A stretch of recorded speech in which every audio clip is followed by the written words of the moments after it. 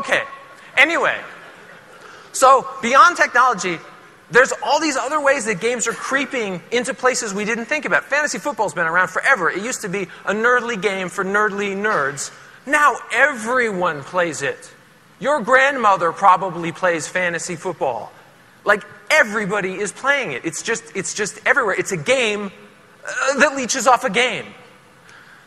Geocaching. Because it's cooler to go for a walk in the woods when there's a treasure chest at the end. The Simpsons had their 20th anniversary, and Fox said, we're going to do a scavenger hunt. In each of the shows we have this week, we're going to hide a Simpsons reference in every show. Watch all the shows, find the references, and we'll give you a prize. Watching television became a game.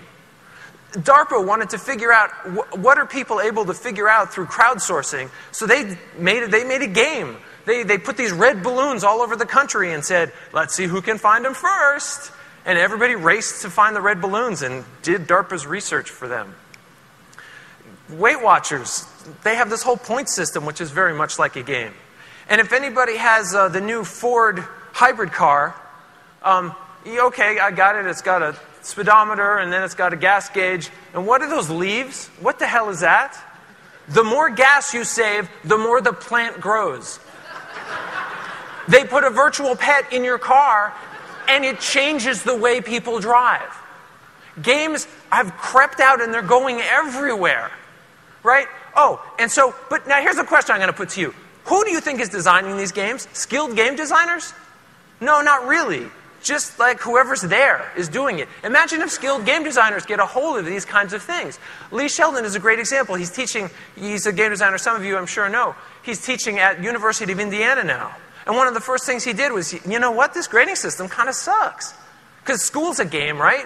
You go, you get scores, you take, and you come out, there's a leaderboard, And he said, I'm going to do this better. He doesn't give out grades for each assignment. He gives out experience points. And you level up through the class. And so class attendance is up. Class participation is up. Homework is turned in often and better because it's a better structure. It's a better system. Imagine when the game designers get a hold of all this garbage. The gas points and the shopping points and your coffee points and your airline points. All these points and points and points. Imagine when they're all designed. And when they can be sensed. And these things start to come together a little bit. Because sensors are what's happening now. That's what's changing things. Natal is going to come out. And it's got cameras. It's going to sense every joint of your body. The DSi is out, and it's got cameras, and no one knows what they're for, but someone's going to figure it out. And technology keeps getting cheaper and cheaper and cheaper, and there's going to be sensors everywhere detecting so many things in your life. And these things are going to be able to be used for gameplay. So, we're moving on a road towards disposable technology. If anyone here ever bought a Furby, right? The Furby costs like $20, $30. It has more technology in it than they used to put a man on the moon. And many people have now thrown out their Furbies because it's kind of dumb and they throw it out. It's disposable technology. We're, before too long, going to get to the point where every soda can, every cereal box is going to be able to have a CPU, a screen, and a camera on board it, and a Wi-Fi connector so that it can be connected to the internet. And what will that world be like? Well, I think it'll be like this. You'll get up in the morning to brush your teeth. And the toothbrush can sense that you're brushing your teeth. And so, hey, good job for you. 10 points for brushing your teeth. And it can measure how long, and you're supposed to brush them for 3 minutes. And you did. Good job. You brushed your teeth for 3 minutes. And so you get a bonus for that. And hey, you brushed your teeth every day this week, another bonus. And who cares? The toothpaste company, the toothbrush company, the more you brush, the more toothpaste you use, they have a vested financial interest. You go to breakfast, there's the cornflakes. On the back, there's a little web game that you can play. While you eat, instead of reading the back, you play a game while you eat your cornflakes. And you get that, and you get 10 points just for eating the cornflakes. And then it turns out you can see your list of friends who also have cornflakes and the scores that they got because your Wi-Fi and Facebook connected and everything. And so, you get 5 bonus points because you just beat out one of your friends at the cornflakes game. So then you go and you get on the bus. The bus? Why am I taking the bus? You're taking the bus because the government has started giving out all kinds of bonus points to people who use public transportation. And you can use these points for tax incentives.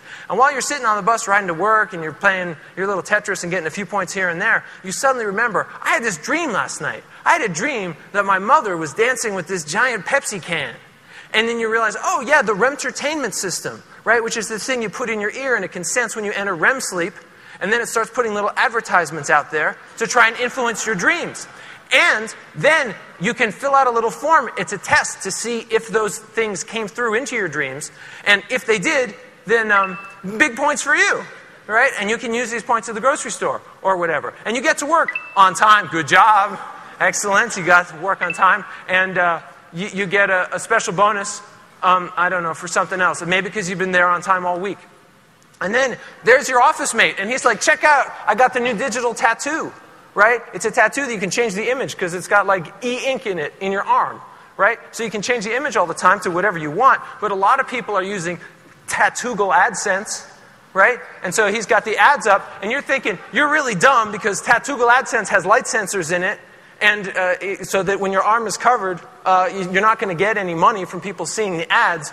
And you show them how yours is lower on the arm so it's more exposed, so you get more points for it. And just then, you realize that the two of you have your ads suddenly synchronized just by chance. And so, you say, link sync, and you get 30 points for noticing a link sync that the two of us had that. And he says, Pop-Tarts, because they're both Pop-Tart ads, and the system is listening, and it can tell that we said Pop-Tarts. And then we do high five, because the body electricity sensors can tell when you do a high five. And that's the rule. That's how the game works. That when the ads line up, because it makes you pay more attention to the ads. Because that's how these games will work. The games will be tricking you to pay more attention to ads. So then you go to lunch and you've had Dr. Peppers all week, and so you got to have another Dr. Pepper because you got 10 points, 10 points, 10 points, 10 points, and then you have another one, and there's another one, but there's a special with Dr. Pepper this week. If you have 5 Dr. Peppers in a week, 500 bonus points, so you're definitely going to take advantage of that. And then you got a meeting at another building. It's a half a mile away. And you could take the shuttle over, but you decide, I'm going to walk because the health insurance plan that you're on gives you bonus points if you walk like more than a mile each day. And we can sense that easily, through your digital shoes. And if you get your heart rate up about a certain amount, then you get more bonus points from your health insurance company. So then you're going shopping on the way home, and man, this is like a place you can get a lot of points, and it's really complicated, so you don't figure it out. You let your app figure it out. It looks at all the point systems you have, it looks at what you want, and then it tells you which ones to buy in order to get, ooh, wow, a lot of points, just because I make good choices shopping. And then you get home and your daughter's like, oh, I got my report card. And you're like, oh, good job. You're getting 2,000 points from the state for getting such good grades. And you're getting 5,000 as a parent from the Obama bonus for the good parenting bonus, which you're excited because you can use that as tax relief. And then you say, hey, wait a minute. Did you practice your piano? And she's like, yeah, I practiced my piano. Well, what score did you get?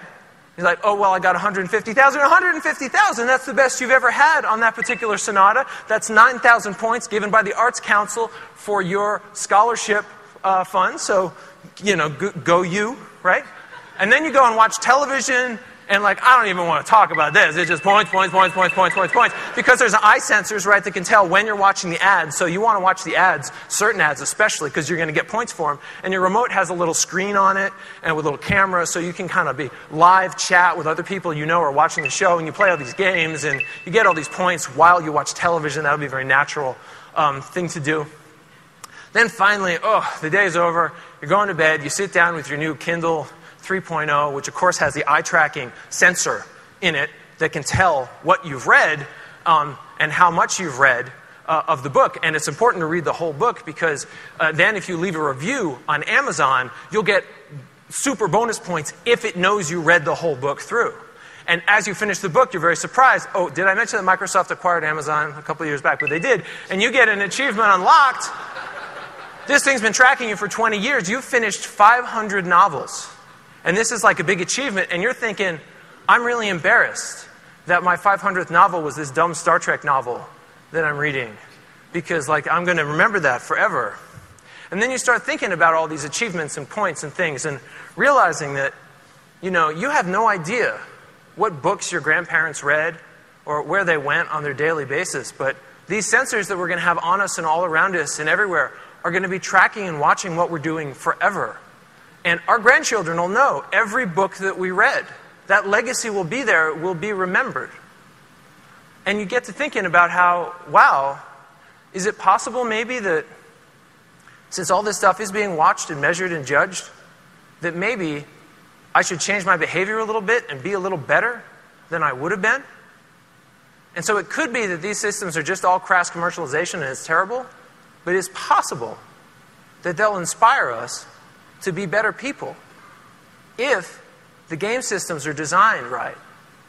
Anyway, I'm not sure about all that, but I do know this stuff is coming. Man, it's got to come. What's going to stop it?